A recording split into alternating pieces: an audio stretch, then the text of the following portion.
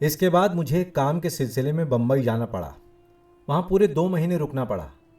वहाँ से लौटने पर मैं भूल गया उस जल्लाद को और उसके विचित्र परिचित उस अलियार को भी। प्राय 2 वर्ष तक मुझे उनकी कोई खबर न मिली।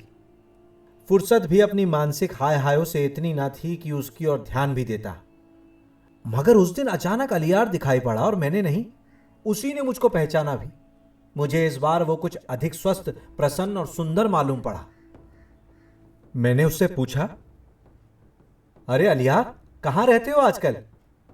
और तुम्हारे वो अद्भुत मित्र कैसे हैं जिसको तुम शायद सपने में भी ना भूल सकोगे कभी?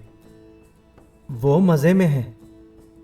मैं तभी से उसी के साथ रहता हूं, तभी से उसकी वो स्त्री मुझको अपने बेटे की तरह मानती और पालती है।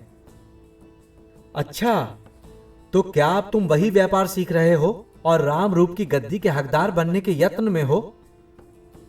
नहीं, मुझे स्वयं तो पसंद नहीं है उसका वो हत्या व्यापार, मगर उसकी रोटी खाता हूं तो बातें भी माननी पड़ती हैं।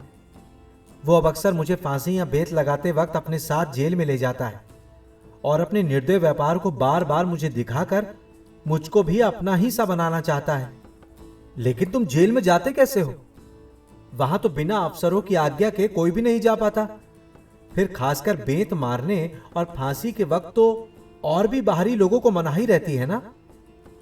हां, लेकिन अब मैं उसे मामा कहकर पुकारता हूं ना, और वो मुझे अपनी बहन का लड़का और अपना गोद लिया हुआ बेटा कहकर अफसरों के आगे पेश करता है। कहता है हमारे खानदान के सभी लड़कों ने इसी तरह देख देख कर इस विद्या का अभ्यास किया था। अच्छा, तो तुम भी अब जल्लाद बनने की धुन में हो? वही जल्लाद जिसके अस्तित्व के कारण उस दिन जेल के उस कोने में पड़े तुम तड़प रहे थे और अपने भावी मामा की ओर देख देख कर उसकी क्रूरता को कोस रहे थे।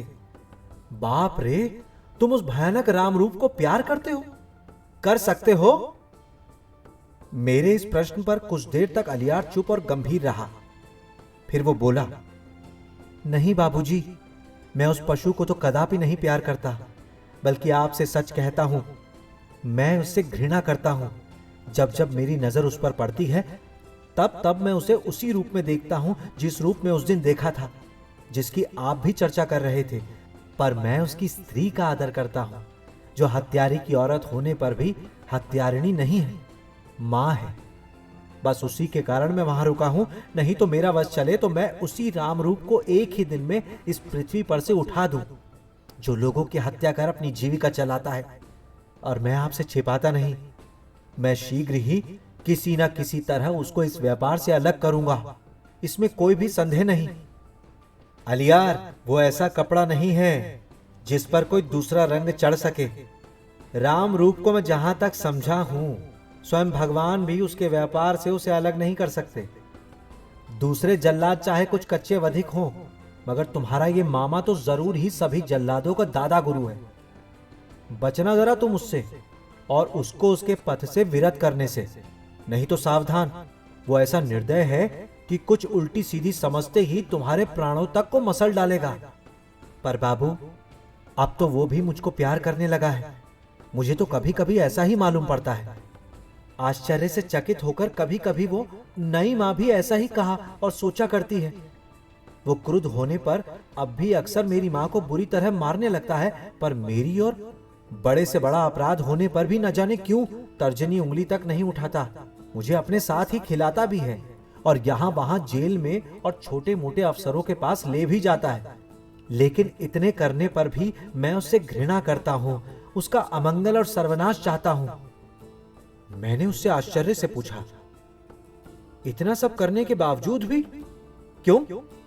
न जाने क्यों बाबूजी, न जाने क्यों मैं उस पशु को कभी प्यार नहीं कर सकता। अच्छा बाबूजी, आपको देर हो रही होगी और मुझे भी। यहां रहा तो फिर कभी सलाम करने आऊंगा। इस वक्त जाने दीजिए।